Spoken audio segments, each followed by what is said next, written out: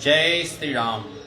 रामाय रामभद्राय रामचंद्राय वेदसे रघुनाथाय नाथाय सीताय पतये नमः। जय श्री राम। हमारे समस्त उत्तराखंड वासियों को उत्तराखंड राज्य दिवस की बहुत बहुत शुभकामनाएं। भगवान श्री केदारनाथ और माँ गंगा का आशीर्वाद हम संपूर्ण प्रदेशवासियों पर, देशवासियों पर इसी प्रकार से बरसता रहे और हमारा प्रदेश दिन प्रतिदिन उन्नति के मार्ग पर बढ़ता रहे। इन्हीं कामनाओं के साथ में समस्त प्रदेशवासियों को पुनः उत्तराखंड राज्य दिवस की बहुत बहुत शुभकामनाएं। आइए पुनः कार्तिक माह में मंगलमय भगवान श्री रामचंद्र की वाल्मीकि रामायण के माध्यम से दिव्या चरित्रों का आख्यान श्रवण करते हैं। भगवान श्री राम की स्तुति करेंगे और पश्चात आज के प्रसंग को देखेंगे। नमामि भक्तवत्सलं कृपालुशीलकोमलं भजामि ते पदाम्बुजं अकामिनां स्वधामदम् निकामश्याम सुन्दरं मदानिकामश्याम सुन्दरं भवाम्बुनाथमन्दरं प्रफुल्लकञ्जलोचनं मदादिदोषमोचनं नमामि भक्तवत्सलं कृपालुशीलकोमलं भजामि ते पदाम्बुजम् अकामिनां स्वधामदम् प्रलम्बबाहुविक्रमं प्रभो प्रमेय वैभवं निसङ्गचापसायकं धरं त्रिलोकनायकं दिनेशवंशमण्डनं महेशचापखण्डनं मुनीन्द्रसन्तरञ्जनं सुरारिविन्दभञ्जनं नमामि भक्तवत्सलं कृपालुशीलकोमलं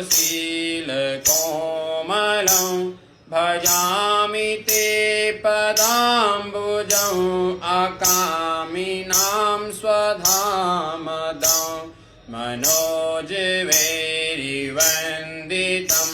सुरारिविन्दसेवितं मनोजवैरिवन्दितं अजादिदेवसेवितं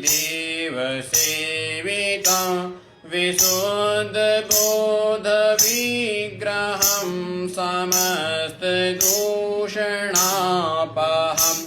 नमामि इन्दिरापतिं सुखाकरं सतां गतिं भजे सशक्तिसानुजं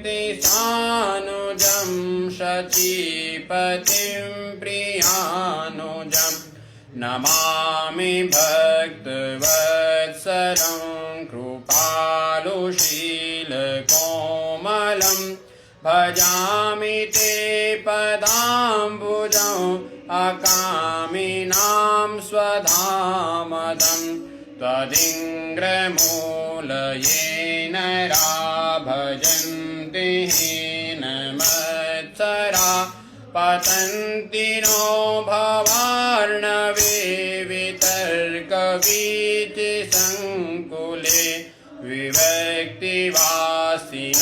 सदा भजन्ति मुक्तये मुदा निरस इन्द्रियादिकं प्रयान्ति ते गतिं स्वकम् नमामि भक्तवत्सलं कृपालुशीलकोमलं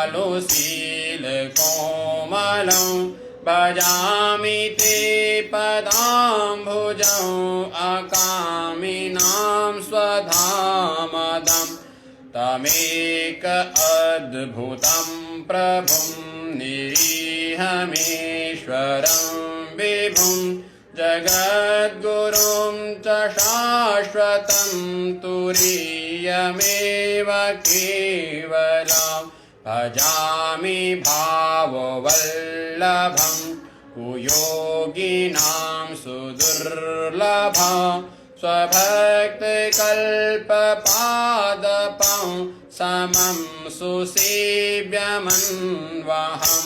नमामि भक्तवत्सलं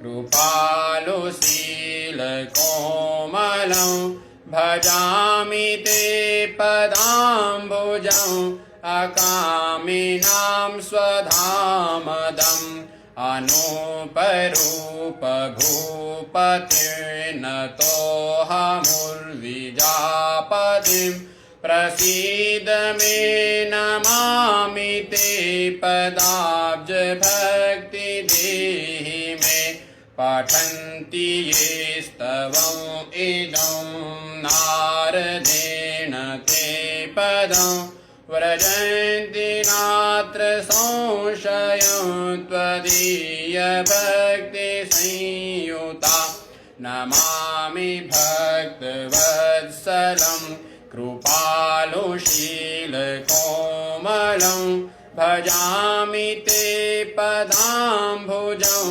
अकामिनां स्वधामदम् अकामिनां स्वधामदं। सियाबल रामचंद्र भगवान की जय।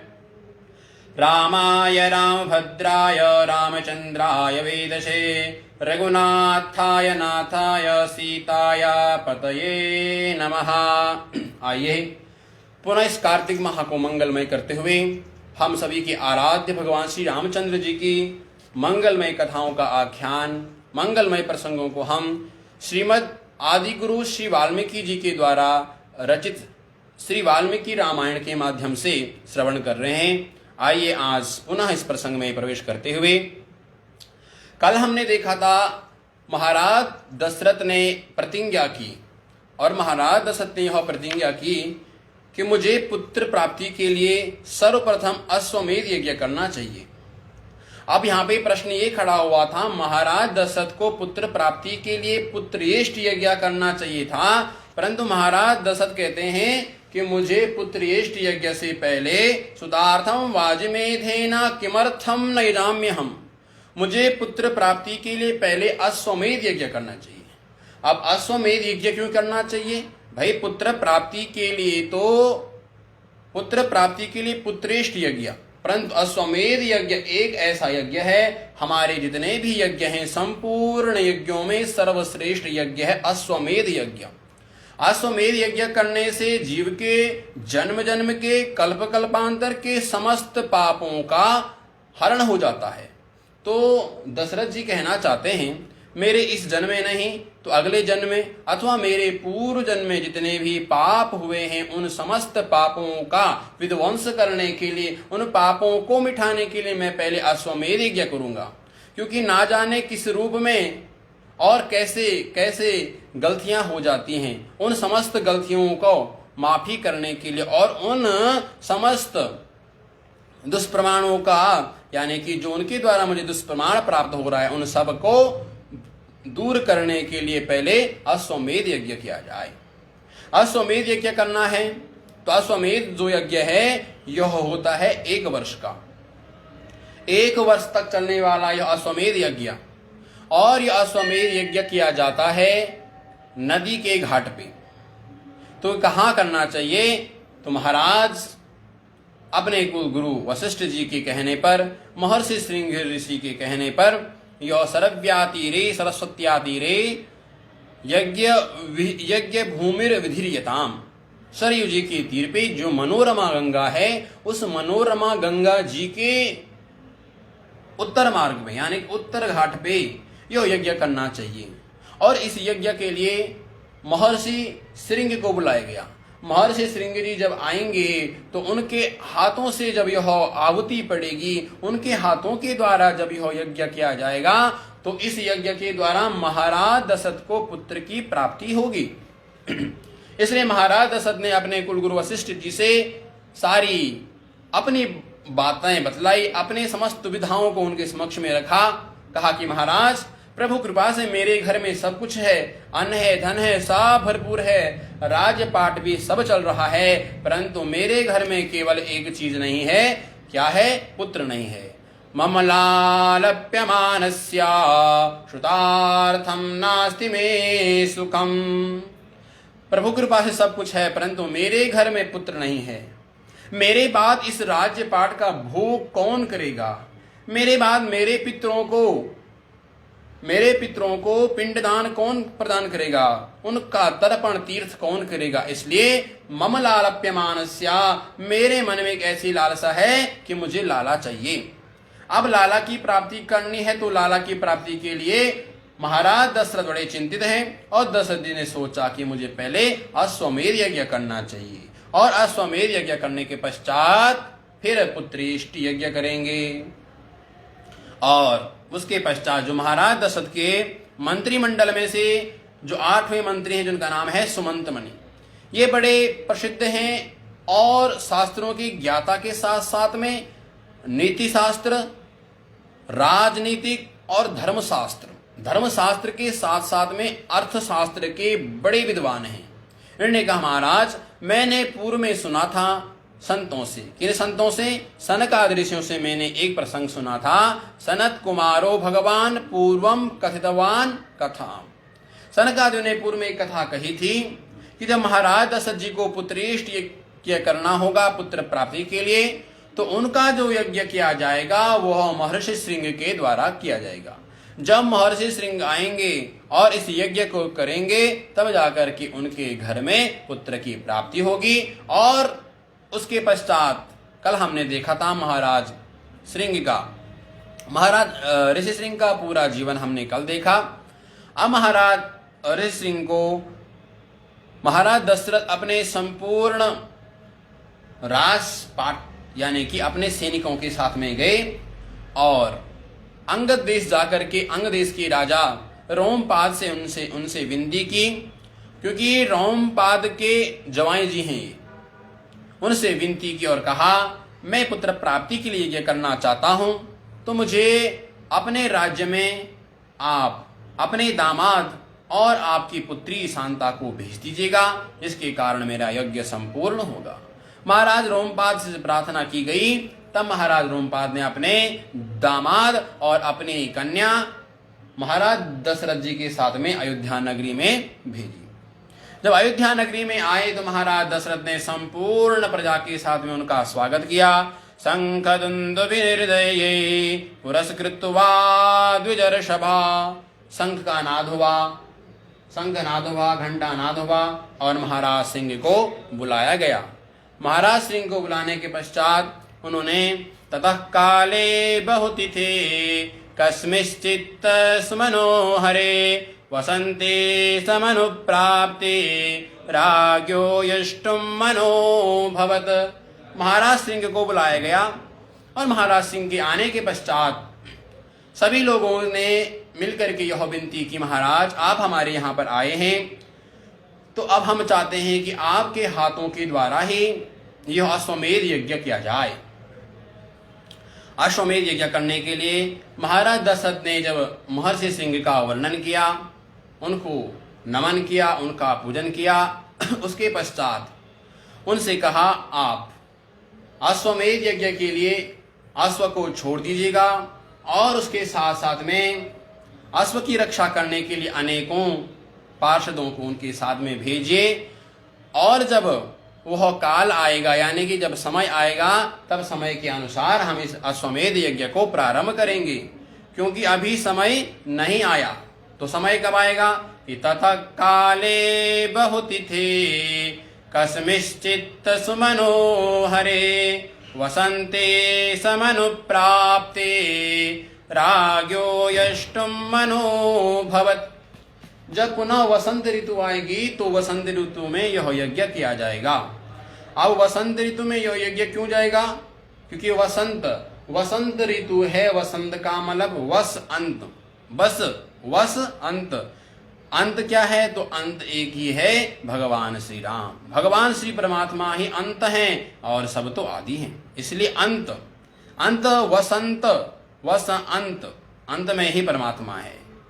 तो वसंत ऋतु में यह यज्ञ करना चाहिए। और भगवान स्वयं गीता जी में कहते हैं, मैं ऋतुओं में वसंत ऋतु हूं। तो वसंत ऋतु में यह कार्य प्रारंभ होगा और संपूर्ण 1 वर्ष इस यज्ञ में लगेगा। तो इसलिए महाराज आप यज्ञ की तैयारी के लिए मनोरमा के घाट पे संपूर्ण सामग्री को इकट्ठा करिए और अपने समस्त विद्वत ब्राह्मणों को बुला करके वहां पर उनको रहने के लिए उनके खान पीन की समस्त व्यवस्थाएं कर दीजिएगा। इसके पश्चात महाराज दशरथ ने अपने गुरुदेव वशिष्ठ जी से आज्ञा ली और उनके गुरुदेव वशिष्ठ ने सभी को यह कार्य सौंपा कि अब हमें वहां पर नदी के तट पर अनेकों महल बनाने हैं। अनेकों राजा महाराजा विप्रवर बंधु बांधव सभी आएंगे, तो सबके रहने के लिए वहां पे उचित व्यवस्थाएं होनी चाहिए और उचित व्यवस्थाएं होनी चाहिए, तब जाकर के यह कार्य हमारा पूर्ण होगा।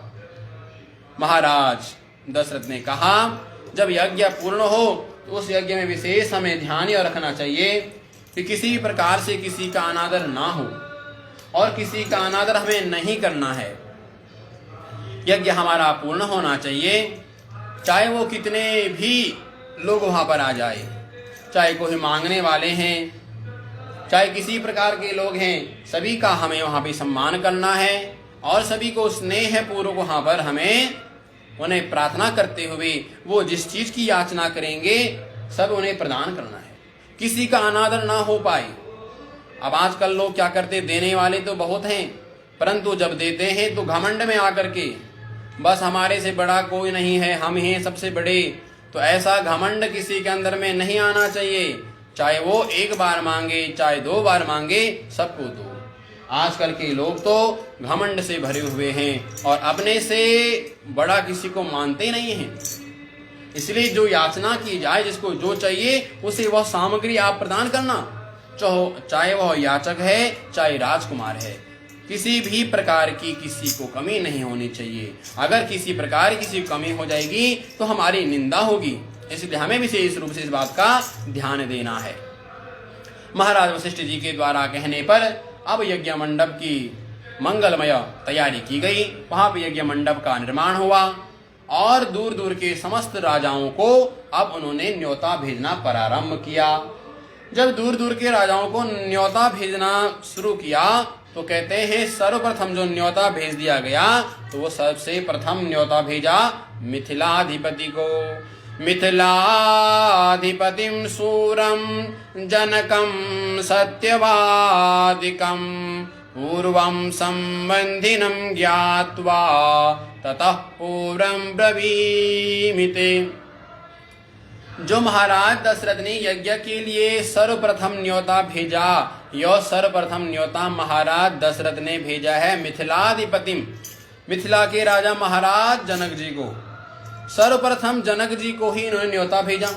अब न्योता जनक जी को पहले क्यों भेजा तो कहते हैं कि पूर्व संबंधिनम ज्ञात्वा। पूर्व संबंधी का तात्पर्य है जो इक्ष्वाकु वंश की परंपरा महाराज दशरथ के यहाँ है, वही इक्ष्वाकु वंश की परंपरा महाराज जनक के यहाँ से भी प्रारंभ हुई है। एक अर्थ ये, और दूसरा अर्थ ये लगाते हैं कि पूर्वम संबंधिनम, महाराज दशरथ को पहले से ही आभास हो गया है कि जो हमारे होने वाले बालक हैं, जो हमारा होने वाला बालक रहेगा उसका पहला संबंध भी महाराज जनक के यहाँ से होगा, जनकपुरी से होगा। इसलिए पूर्वम संबंधिनम ज्ञात्वा, तो पूर्व सबसे पहले महाराज जनक जी को निमंत्रण दिया गया। महाराज जनक जी को निमंत्रण दिया। महाराज जनक के बाद अयोध्या काशी के राजा को निमंत्रण दिया गया। काशी के राजा के बाद अपने नाना श्री यानी कि अपने ससुर जी को केकई राजा को और कौशल देश के राजा, सभी बड़े बड़े राजाओं को न्योता भेज दिया गया। जो बड़े बड़े राजा हैं उन सभी को तो न्योता भेजा, उनके साथ साथ में जो छोटे छोटे राजा हैं उन सभी को न्योता भेज दिया गया। किसी भी राजा को हमें भूलना नहीं है, सभी को उस यज्ञ में सम्मिलित करना है, सबकी इसमें उपस्थिति होनी चाहिए। महाराज दशरथ ने सभी लोगों को निमंत्रण देने के लिए भेज दिया और सभी समस्त विद्वत जन वहां पर पधारे। राजा, महाराजा, राजकुमार सभी उस यज्ञ में आए और उस यज्ञ को आरंभ करने के पश्चात जब वो यज्ञ प्रारंभ कर दिया गया तो अश्वमेध के लिए जो घोड़ा छोड़ दिया, जो अश्व छोड़ दिया गया था, जब वो अश्व पुनः वहां पर आया तो उसके पश्चात कहते हैं पुनः प्राप्ते वसंते तु पूर्णा संवत्सरम भवेद। एक संवत्सर पूरा बीत गया, पूरा एक संवत्सर बीत गया और एक संवत्सर बीतने के बाद ही वह, जैसे आज इस वसंत ऋतु में यह यज्ञ प्रारंभ हुआ और फिर आने वाली जो अंतिम वसंत ऋतु है उस वसंत ऋतु में वह यज्ञ समाप्त हुआ। पुनः प्राप्य वसंते तु पूर्ण संवत्सरम भवेत्। एक वर्ष में पूर्ण होने वाला यह पुत्रयष्टि यज्ञ, ये अश्वमेध यज्ञ जब एक वर्ष में पूरा हुआ तो उसके पश्चात महाराज दशरथ ने सभी विप्रों को वंदन किया, सभी ब्राह्मणों को नमन किया। सभी ब्राह्मणों को नमन करने के पश्चात मम ताप्यमानस्य पुत्रार्थम नास्ति मे शुकम, कहा महाराज पुत्र सुख के लिए आपने मुझे अश्वमेध यज्ञ कराया है, मैं बड़ा प्रसन्न हूं। सभी देवताओं को नमन किया, सभी विप्रों को नमन किया और महाराज ऋषिशृंग को नमन करते हुए सभी विप्रों को वहां पर पूर्णाहुति जब हुई, पूर्णाहुति के बाद सभी को महाराज दशरथ ने विदा किया। अब जब सभी लोग विदा हो गए, सभी को विदा करने के पश्चात अब पुनः महाराज दशरथ ने महाराज ऋषिशृंग के पास में आए और उनसे कहा महाराज अब हमने अश्वमेध यज्ञ तो कर दिया है, अश्वमेध यज्ञ करने के पश्चात अब मैं चाहता हूं कि आप मेरे वंश वृद्धि के लिए, मेरे राज्य की उन्नति के लिए आप पुत्रेष्ट यज्ञ करिए। मुझे क्या करना चाहिए आप मुझे बतलाइए। जब महाराज दशरथ ने इस प्रकार से विनती की तब महाराज ऋषिशृंग ने कहा हे राजन तुम चिंता ना करो, अब मैं आपको पुत्र प्राप्ति के लिए इष्टिम ते हम करिष्यामि पुत्रियां पुत्र कारणात् अथर्व शिरसि प्रोक्तेर मंत्रे सिद्धां विधानतः। महाराज ऋषिशृंग ने कहा अब मैं आपको पुत्र प्राप्ति के लिए एक यज्ञ करूंगा जिसका नाम है पुत्रेष्टि यज्ञ। इस पुत्रेष्टि यज्ञ करने से आपको पुत्र की प्राप्ति होगी। आपके घर में एक नहीं 4-4 लालों का यानी कि 4-4 बालकों का आगमन होगा। महाराज ऋषिशृंग ने कहा अथर्व शीर्षि प्रोक्तैहि सिद्धां विधानतः, अथर्ववेद के मंत्रों के माध्यम से मैं आपके लिए पुत्रेष्ट यज्ञ करने जा रहा हूं और इस पुत्रेष्ट यज्ञ के द्वारा, इस पुत्रेष्ट यज्ञ के द्वारा आपको पुत्र की प्राप्ति होगी।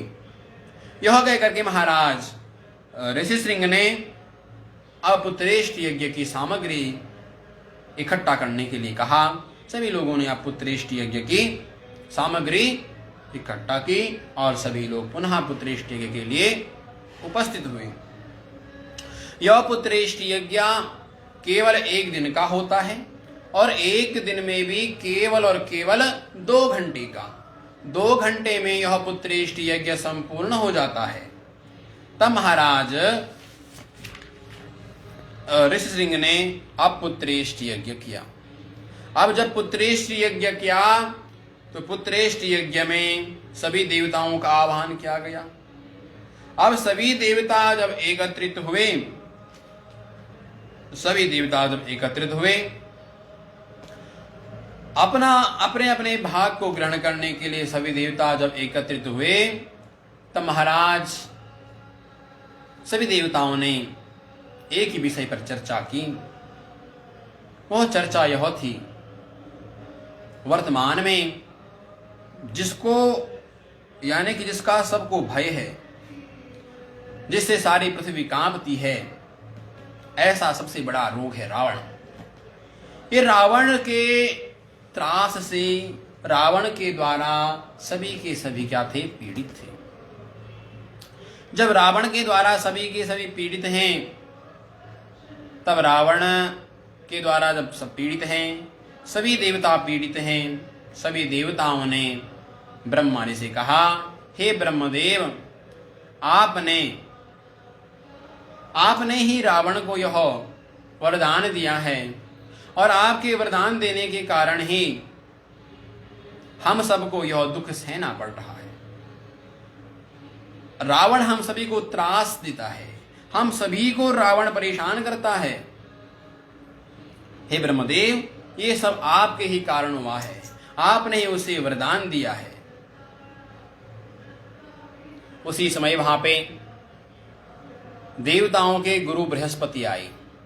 जब देवताओं के गुरु बृहस्पति आए तो देवताओं के गुरु बृहस्पति ने कहा, मैं तो केवल देवताओं का गुरु नाम मात्र का हूं।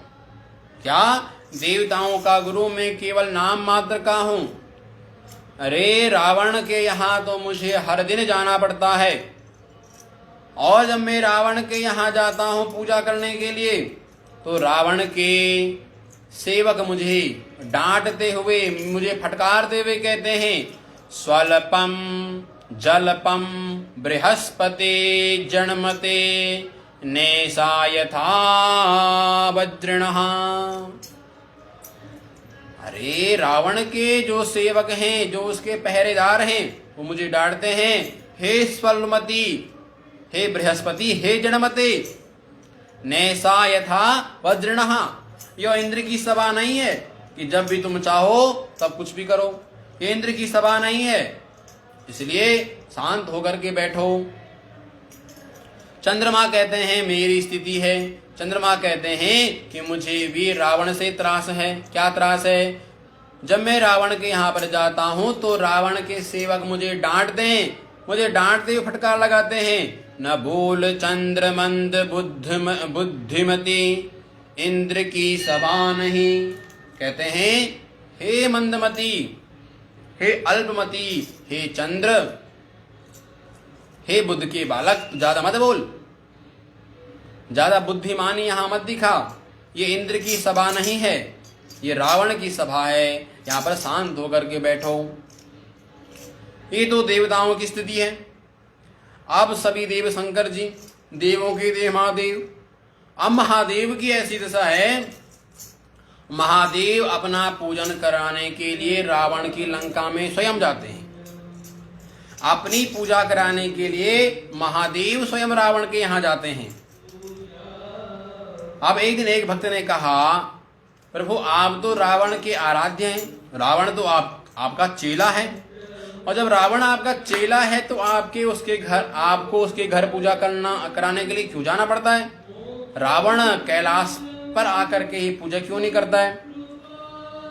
भगवान शंकर ने कहा, पहले रावण पूजा करने के लिए आता था, एक दिन आया तो इसने पूजा की, और पूजा करते करते इसको क्या सूझा कि इसने कैलाश पर्वत ही उठाना शुरू कर दिया। आज जब कैलाश पर्वत उठाया तो बगल पे वहां मांगे पार्वती, उनके वांग भाव में माँ पार्वती बैठी हुई थी भगवान शंकर के। माँ पार्वती ने कहा, ये पहाड़ क्यों हिल रहा है? भगवान शंकर ने कहा, चेला आ गया।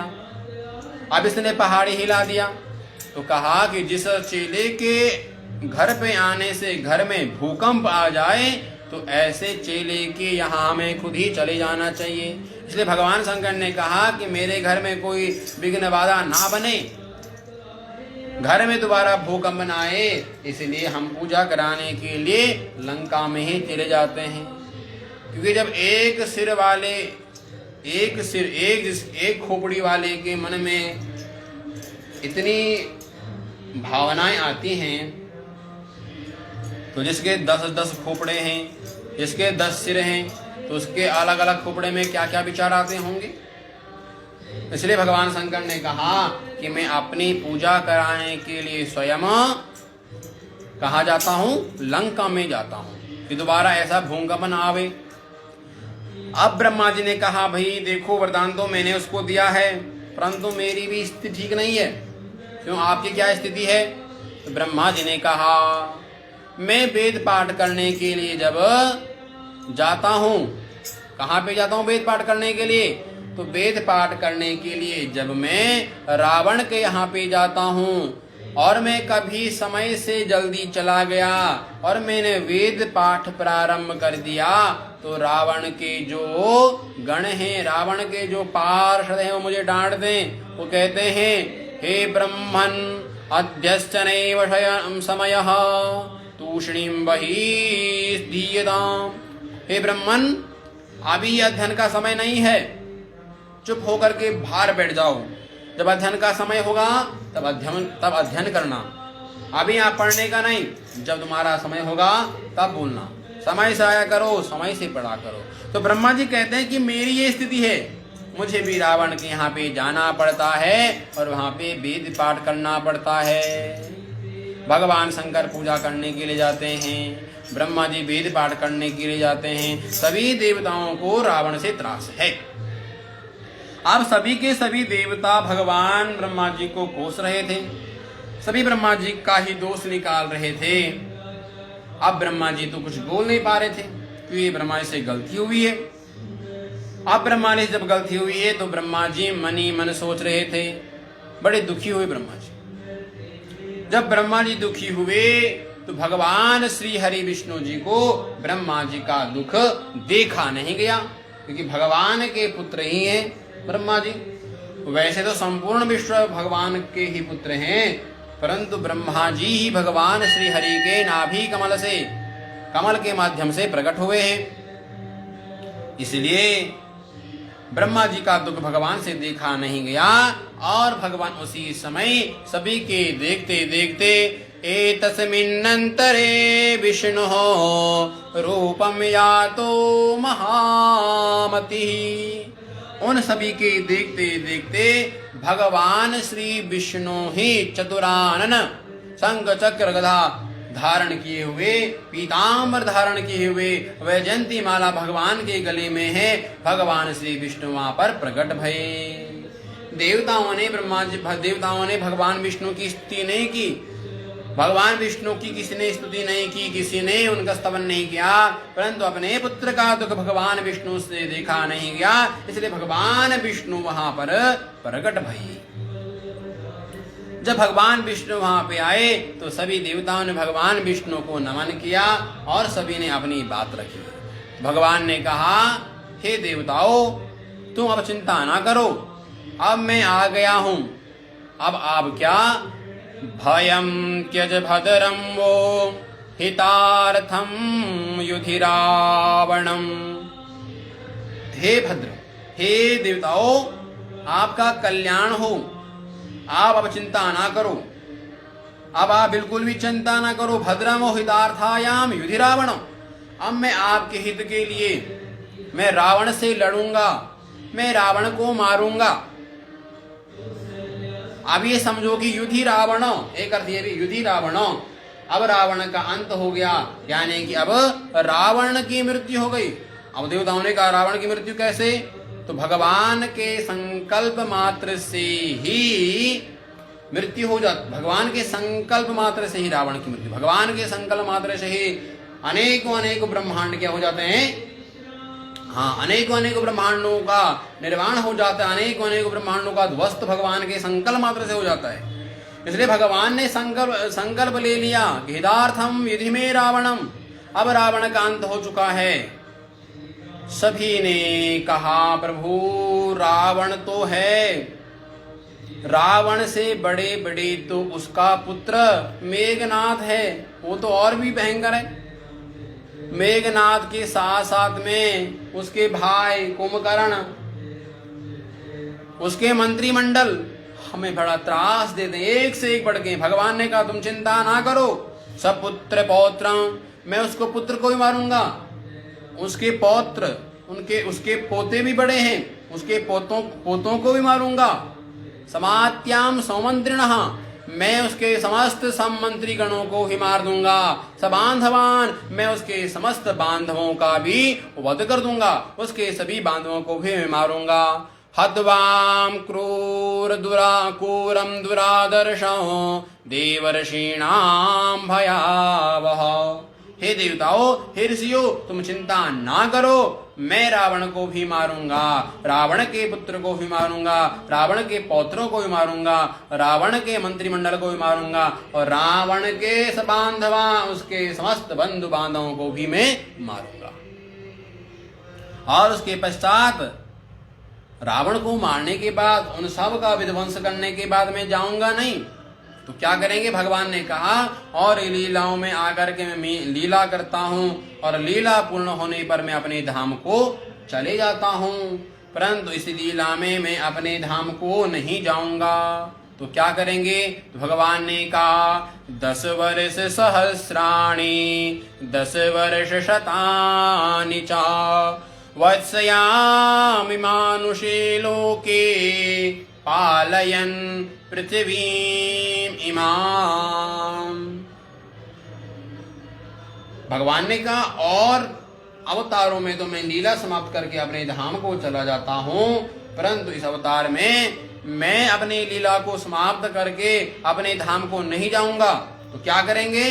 तो कहा कि 10 वर्ष सहस्राणि 10 वर्ष शतानि च वत्सयामि मानुषे लोके पालयन पृथ्वी इमाम। भगवान ने कहा 10 वर्ष, यानी कि 10 वर्षों तक, 10 वर्ष और 10 वर्ष शतानि च, 10 वर्ष और 10 महीने, यानी कि संपूर्ण 11,000 वर्षों तक, 10 सहस्राणि 10,000 वर्ष तक, और 10,000 वर्ष तक और 10 वर्ष तक मैं इस पृथ्वी का पालन करूंगा, यानी कि 11,000 वर्षों तक मैं इस पृथ्वी का पालन करूंगा। वत्सयामि मानुषे लोके, इस पृथ्वी का, यानी कि पृथ्वी कौन है? भगवान कहते हैं पृथ्वी ही भगवान की पत्नी है। भूदेवी कौन है? भगवान की ही पत्नी है। इसलिए भगवान की 2 पत्नियां, एक है श्री देवी और एक है भूदेवी। इसलिए स्त्रीश्चते लक्ष्मी सपत्न्याम बहुरात्रि। तो भगवान की 2 पत्नियां, एक भूदेवी है और एक श्री देवी है। तो भगवान ने कहा, भूदेवी, इस पृथ्वी ने बहुत दुख सहा है, पृथ्वी ने बहुत दुख सहा है, और जितना दुख पृथ्वी ने सहा है उतना दुख और किसी ने नहीं सहा। क्योंकि रावण जितने भी अत्याचार करता है, जो भी करता है, सब पृथ्वी पर ही करता है, सब पृथ्वी पर ही करता है। इसलिए मैं अपनी लीला का समापन करने के पश्चात अपने धाम को नहीं जाऊंगा। 11,000 वर्षों तक धराधाम पर रह करके मैं पृथ्वी का भरण पोषण करूंगा, पृथ्वी के भय को दूर करूंगा और पृथ्वी का लालन पालन करूंगा। इस प्रकार से भगवान ने सभी देवताओं को आश्वासन दिया। और उसके पश्चात फिर भगवान ने क्या क्या बोला, देवताओं ने भगवान से क्या विनती की, इसको हम कल के प्रसंग में देखेंगे। आज का प्रसंग यहीं पर भगवान श्री रामचंद्र जी के चरणों में यह प्रसंग समाप्त करते हैं, अर्पण करते हैं। और पुनः आज हमारे प्यारे उत्तराखंड वासियों को उत्तराखंड राज्य दिवस की बहुत बहुत शुभकामनाएं। भगवान श्री केदारनाथ बाबा बद्री विशाल की कृपा हम सभी के ऊपर बनी रहे। हमारा प्रदेश, हमारा देश उन्नति के मार्ग पर बढ़ता रहे, सत्य सनातन वैदिक हिंदू धर्म का प्रचार प्रसार होता रहे, और हमारा भारतवर्ष जल्दी से जल्दी हिंदू राष्ट्र घोषित हो और विश्व गुरु के रूप में पुनः हमारा देश प्रतिष्ठित हो। ऐसी कामनाओं के साथ में संपूर्ण प्रदेशवासियों को, देशवासियों को उत्तराखंड राज्य स्थापना दिवस की बहुत बहुत शुभकामनाएं। जय जय श्री राम, जय जय श्री राधे श्याम। सिया बलराम जय जय राम।